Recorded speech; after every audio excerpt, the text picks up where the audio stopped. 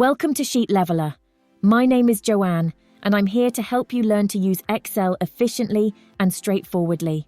Today, we'll be creating a heat map in Excel. Heat maps are great for providing a clear visual representation of your data to show the highest, lowest, and middle values. Are you ready to get started? Let's go. To begin creating a heat map, we must select all the data that we want to visualize.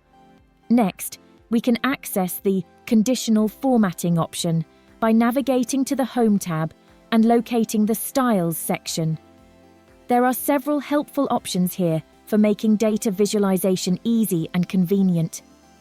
We will select the Color Scales option and then decide which of the predefined visualizations best meets our needs.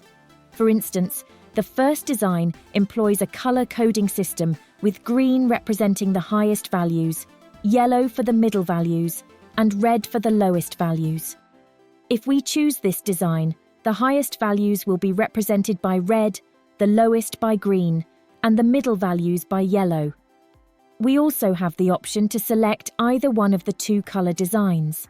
I will select the first style, then the heat map will be activated and the data in the table will be easier to interpret. It is easy to identify the maximum, minimum, and average sales values at a glance. Let's take a look at how to edit and remove the heat map one step at a time. To make changes to the heat map, click anywhere within its area. Then click Conditional Formatting in the top menu and select Manage Rules. A window will open, which will allow you to select the option Edit Rule. We will go over some of the basics of editing options available. You can also choose whether to use a 3-color or 2-color design, for example. Let's keep with the 3-color design and continue on with our project. You have the option to switch out the colors in the heat map for a different set, so you can get the look you need.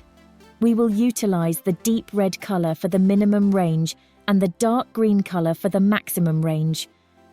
To complete the upgrade process, press OK twice. Afterward, the heat map will be upgraded and ready to use.